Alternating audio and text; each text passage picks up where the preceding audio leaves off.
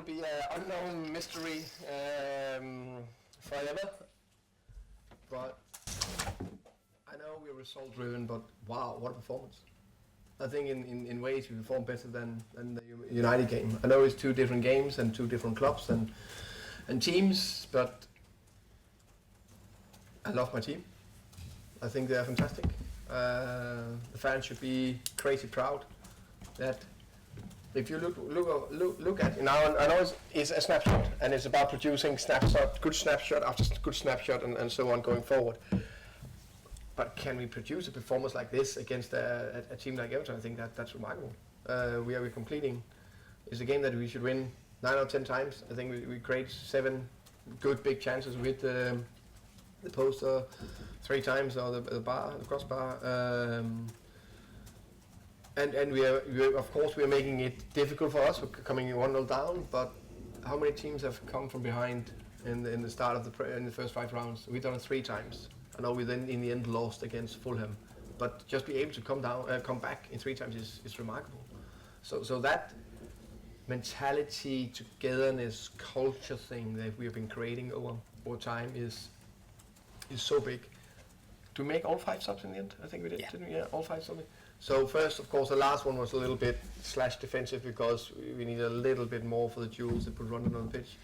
But we made 4 subs to try constantly see if we could win the game. And I would have done it even if it was as a draw, of course. So many positive things. Can we keep replicating performance like this? We'll be fine. You're a bit disappointed though about the finishing because a bit more clinical and you would have won the game. Yeah, of course. I think it's a fine balance between quality, clinical, whatever we call it. But sometimes, Matthias hit the post, and if, an inch to the left, it goes in. An inch to the right, it's a tap in for, I can't remember, Ivan.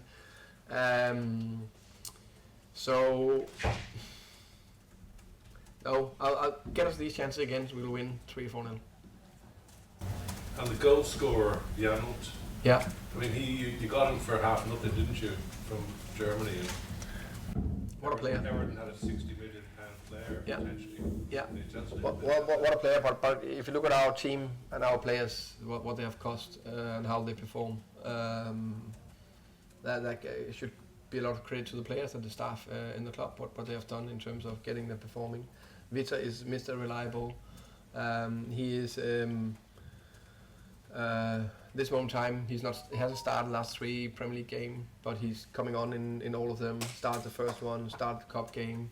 And we know in a squad you need 20 good players and players to help, and he's fantastic. Hey Thomas, you obviously spoke about how proud you are of the team to come back and all the chances you had, but does it still feel a little bit like a missed opportunity to kind of dominate? Yeah, 100%.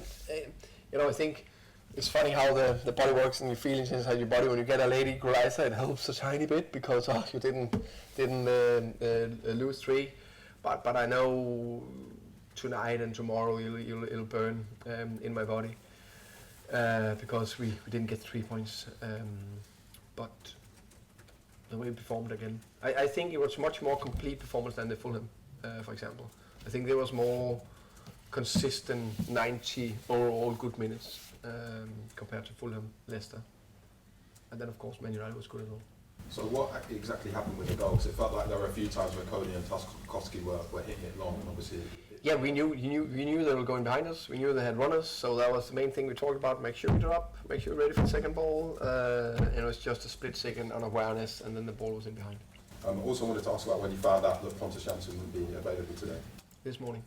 So is it a minor foot injury? Yeah, minor foot injury. Hopefully he's ready for Tuesday. Okay.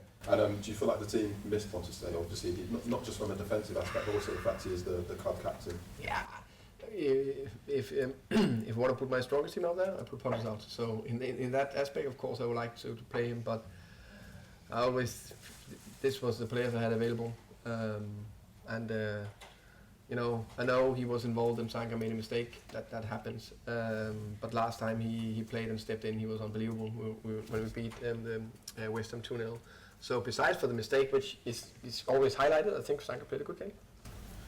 Just on kind of like Pontus's injury as well, obviously it adds to Ethan and Christopher Adjur as well. Is it a little bit like quite frustrating at the moment to kind of be dealing with all those kind of like injuries, and you know you've got Ben Mee and Hickey who are new to the club and they're still getting used to all their teammates and trying to have to kind of like manage that all together. It's been a bit frustrating at times.